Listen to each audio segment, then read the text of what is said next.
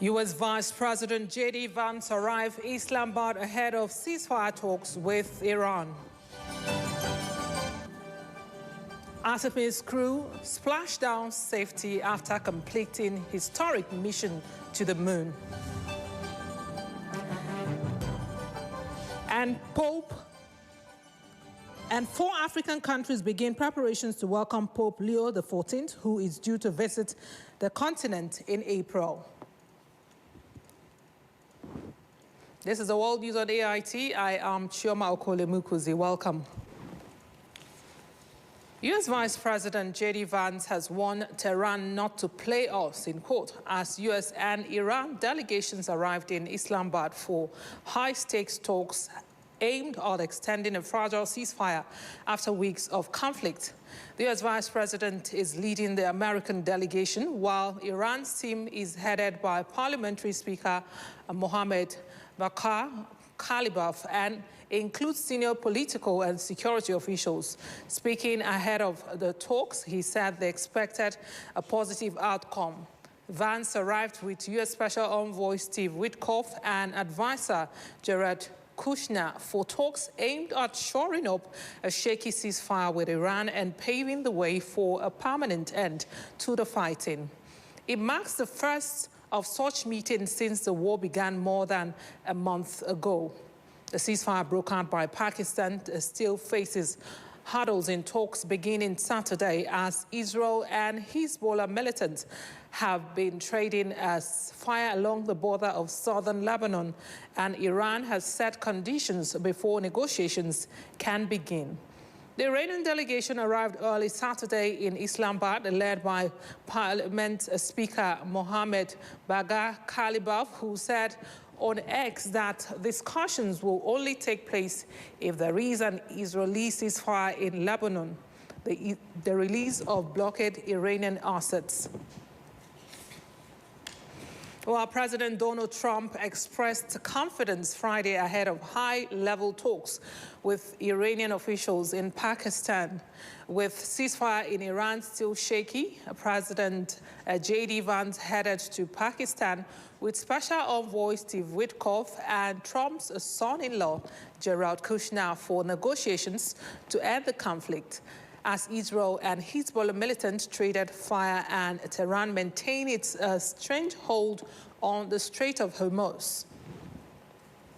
It's going to go pretty quickly, and if it doesn't, we'll be able to finish it off. One way or the other, it's going well. The Navy's gone, the Air Force is gone, all anti-aircraft is gone, the leaders are gone, the whole place is gone. So we'll see how it turns out. So it's J.D., it's Steve, and Jared. You know, I think it's already been regime change, but we never had that as a criteria. No nuclear weapon. That's 99% of it. Strait of Hormuz as well? Yeah, but that'll open up automatically. The answer is yes, but the Strait will open up. If we just left, the Strait's going to, otherwise they make no money. So the Strait's going to open, but what we have is no nuclear weapon, but we'll open the Strait anyway. Trump, who spoke to reporters before boarding Air Force One to head to Friday evening fundraiser in Charlottesville, Virginia, also reiterated his confidence that the Strait of Hormuz will soon be opened up. While relatives mourn the death of family members killed in Gaza by an Israeli airstrike on Saturday, an Israeli airstrike killed at least 6 Palestinians in central Gaza Strip early Saturday.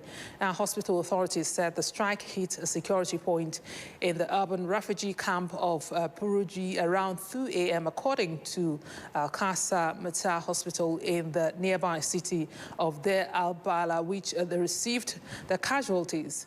Meanwhile, Israeli military said it struck Hamas militants who allegedly came close to the so-called yellow line that separated the Israeli-controlled areas in Gaza from the rest of the Strip. And that's where the latest among Palestinians in the coastal enclave since an October ceasefire deal attempted to hold a more than 2-year war between Israel and Hamas in Gaza. The Health Ministry, which is part of the Hamas-led government, maintains detailed casualty records that are seen as generally reliable by the UN agency and dependent experts. but it does not give a breakdown of civilians and militants. Militants have carried out shooting attacks on the troops, and Israel says its strikes are in response to that and other violations. 4 Israeli soldiers have been killed since the ceasefire. And 13 members of Lebanon's State Security Service were laid to rest on Saturday in Sidon, a day after being killed in an Israeli strike in the southern city of Nablus. The funerals drew large crowds, with family, friends, and members of the security forces gathering as the coffins covered with the Lebanese flag and a photo of each of the officers were taken to the gravesite. The strike on Nablus was part of a series of Israeli attacks that have hit southern Lebanon and Beirut in recent days. Attacks intensified on Friday between Israel and the Lebanese militant group Hezbollah ahead of district talks between the Lebanese government and Israel. At least 1,953 people in Lebanon have been killed in Israeli strike, according to a health ministry. At least 303 were killed in a rapid series of 100 strikes that hit the country, including multiple areas in dense residential and commercial areas in the central Beirut. In 10 minutes on Wednesday, the bloodiest day in the latest war between the two sides. Now, multiple people have been killed after gunmen targeted civilians at a picnic spot in western Afghanistan. Officials and a local doctor made this known to the media. There have been different reports of death tolls from the attack in the Anjou district of Herat province on Friday. A Taliban terror ministry spokesperson said 7 people were killed, with a provincial official reporting 4 had died. No group has so far claimed responsibility. An Interior Ministry spokesperson said unidentified armed men riding motorcycles opened fire near the village of Da Miri. The recreational area is usually crowded on Fridays. A doctor from a hospital in Herat province told the press that the victims were Hazara Shia Muslims. The doctor said the victims had gone to a local shrine for a picnic. He gave a higher casualty figure than officials, saying 12 people had been killed and 12 injured. Shia Muslims, preliminary from the Hazara ethnic group, are a minority in Afghanistan. They have been targeted in the past. Ahmadullah Mutagi, the provincial head of information and culture for the Taliban government in Herat, said the incident happened at about 15-hour local time. Mutegi said 4 bodies as well as 15 wounded people, including 2 women, had been taken to the Herat Regional Hospital. A suspect had been arrested by security forces, he said. In a post on X, Interior Ministry spokesman Abdul Mateen Kwani said preliminary information indicated 7 people were killed and 13 others were wounded, with some reported to be in critical condition.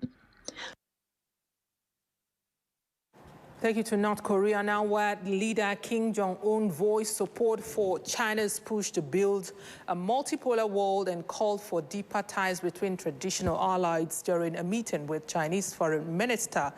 Now, during the meeting Friday, Kim said his government will fully support Chinese efforts to achieve territorial integrity based on its One China principle, a reference to Beijing's official position that Taiwan is an inalienable part of China's territory. According to North Korea's, this is according to North Korea's media.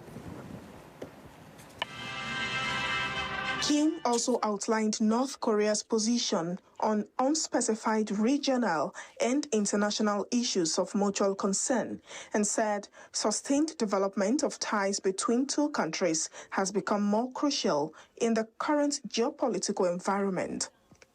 Wang, on a 2-day trip to North Korea, said the country's relations were entering a new phase following a summit last year between Kim and Chinese President Xi Jinping. Embracing the ideas of a new Cold War and a multipolarized world, Kim has sought to break out of international isolation and push a more assertive foreign policy by expanding ties with government locked in confrontations with the United States. While Russia has been Kim's top foreign policy priority in recent years, sending thousands of troops and large weapons shipment to support its war against Ukraine, he has also been cozying up to China, the North's traditional main ally and economic lifeline. North Korea and China last month resumed direct flight and passenger train services, which had been suspended since the beginning of the COVID-19 pandemic in 2020. Wang arrived in Pyongyang on Thursday in his first visit to North Korea in 7 years. He earlier met with North Korean Foreign Minister Cho Sun-hui and discussed ways to facilitate further cooperation and exchanges and holding in-depth talks on international issues, state media from both countries said. Kim has suspended all meaningful dialogue with the U.S. and South Korea since the collapse of his diplomacy with Trump in 2019 during the American president's first term.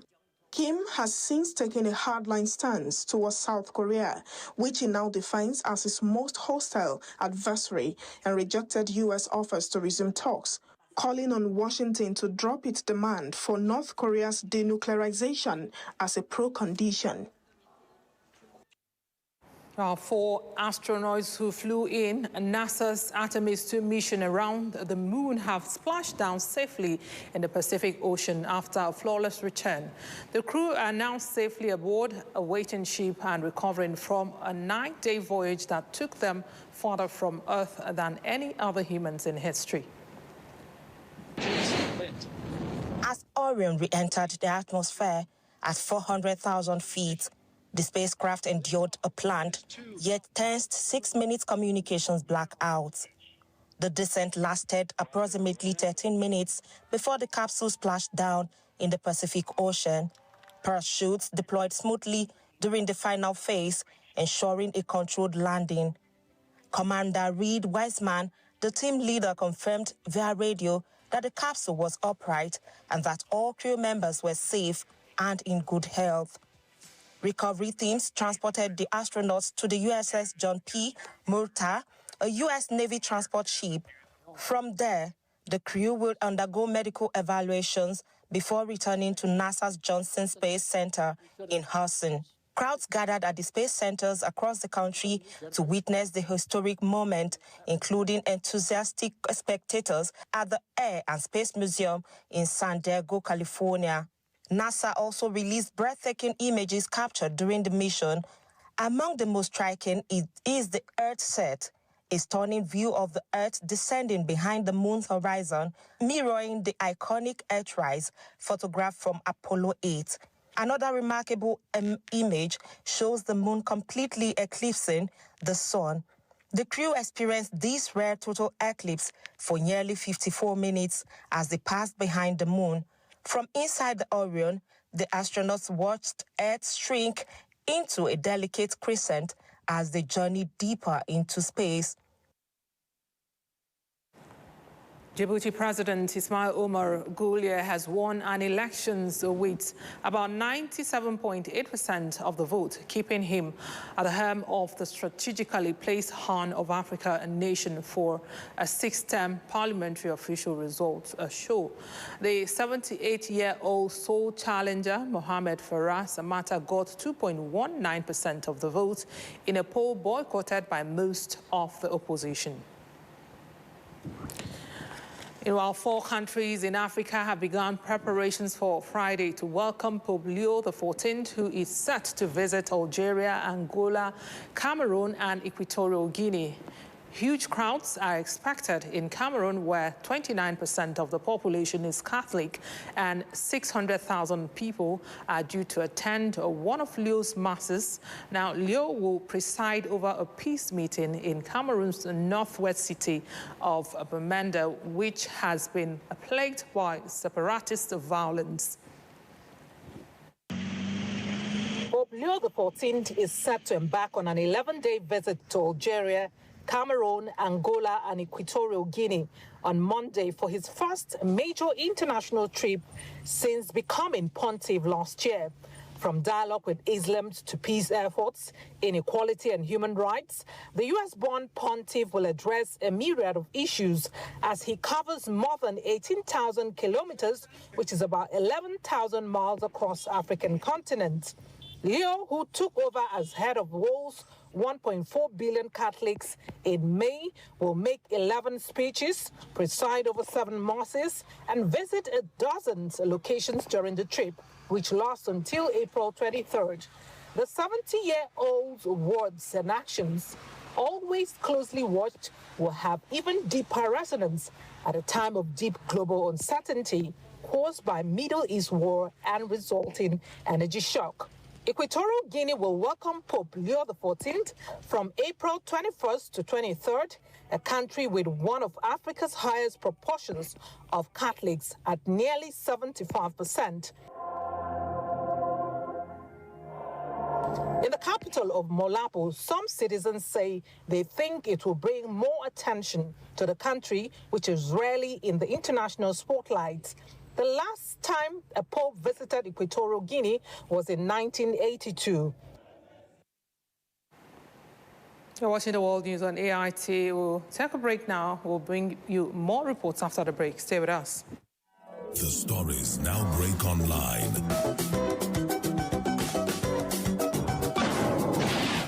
Don't miss anything from our real-time updates and exclusive content. Follow and participate in discussions on live TV studio programs to shape the narratives. Subscribe, engage, and share from AIT.live at AIT_online on X, AIT Online on Facebook, Official AIT Live on Instagram, TikTok, and Threads on YouTube.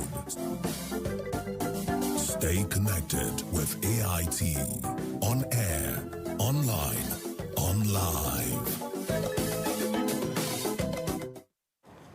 Welcome back. Now, the United Nations has laid out a requisite roadmap for attaining sustainable peace in troubled parts of the country, which includes responsible leadership and careful language, insisting that justice and accountability remains essential, as without them, peace remains fragile and reconciliation incomplete. United Nations Deputy Secretary General Amina Mohammed, who made this known at the Government House in Makurdi State, also stressed the need to be mindful of the risk that comes when complex crises are reduced to a narrow or simplified narrative. Yellow community, my local council, picking the pace since there's life define.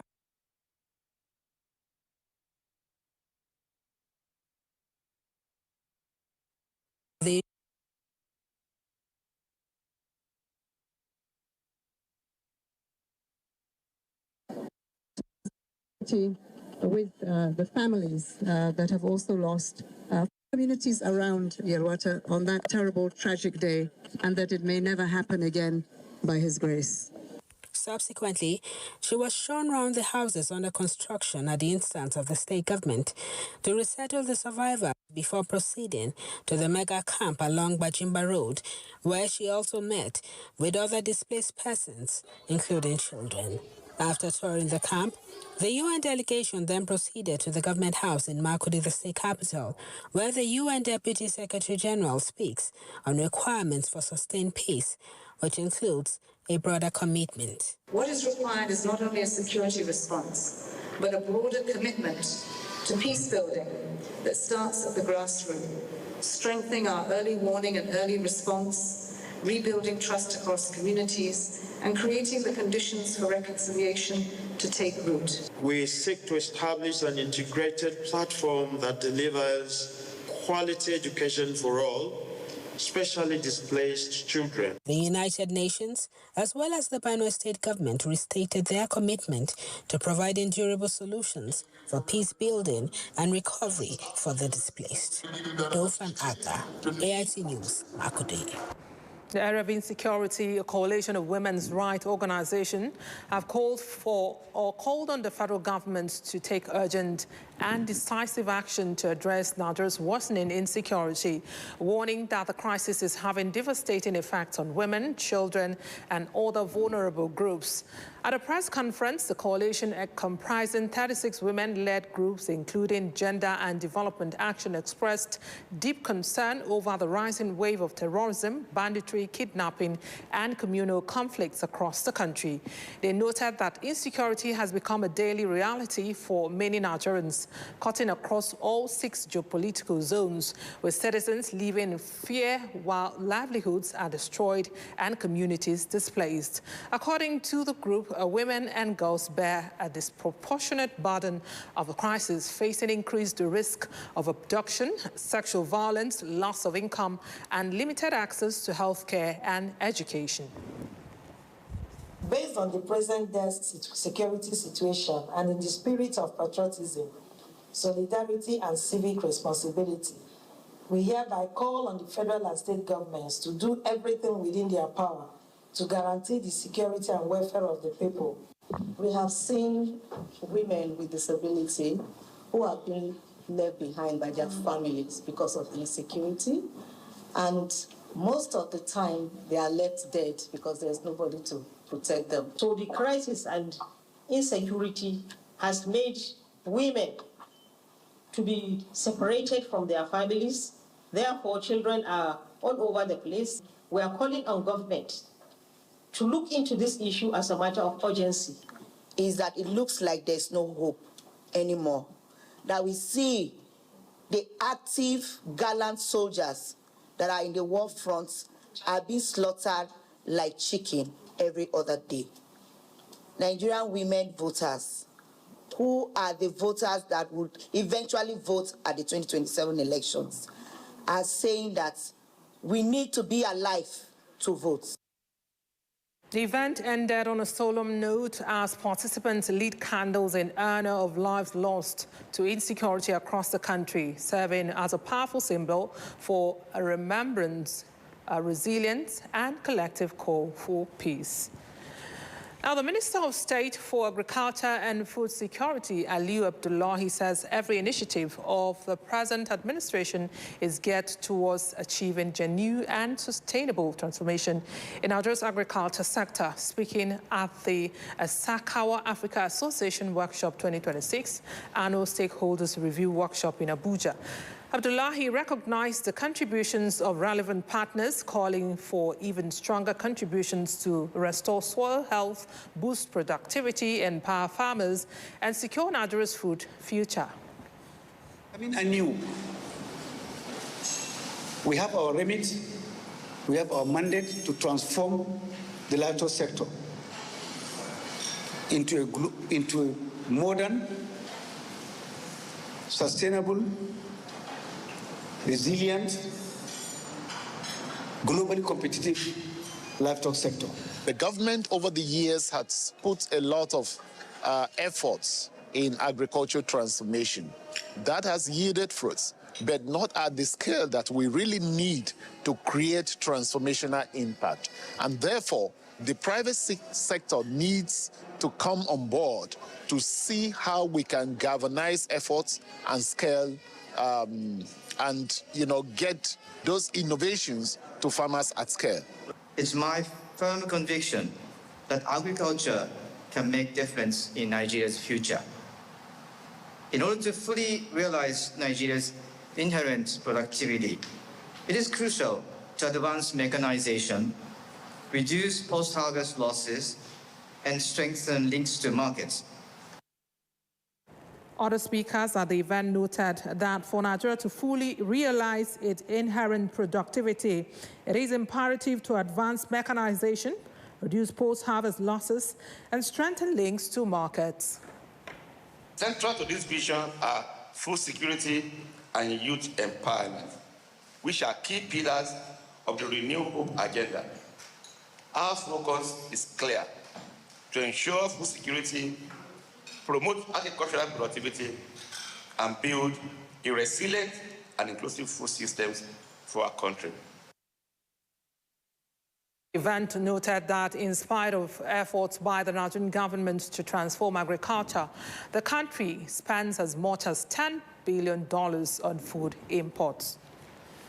Now, the National Orientation Agency, that's the NOA, has reiterated its commitment to value orientation or reorientation as civic education and national identity building, calling for stronger collaboration with stakeholders ahead of the next general election. Director General of NOA, Lanre Issa Onilu, emphasized the urgency of strengthening voter and civic education among young Nigerians, citing the significant proportion of the population under 35 and the impact of emerging digital influences on national values. Issa Onilu disclosed that NOA has developed the Nigerian Identity Project anchored on a 7-4-7 principle outlining mutual responsibility between government and citizens, adding that the Federal Executive Council has approved key components, including the reintroduction of citizenship studies into schools as curricula across all levels to uphold and promote national values. The NOA Director General stressed the need for strategic deployment of communication resources to improve public perception and strengthen national cohesion, calling for a shift from quota-based approaches to addressing structural and cultural barriers limiting women participation in leadership. On her part, NAOJ National President Aishatu Ibrahim pledged to support NOA in promoting civil education and national values, proposing joint initiatives such as nationwide training workshops and media campaigns. NOA and NAOJ are working together to promote civic responsibility and national values, particularly as Nigeria prepares for upcoming elections.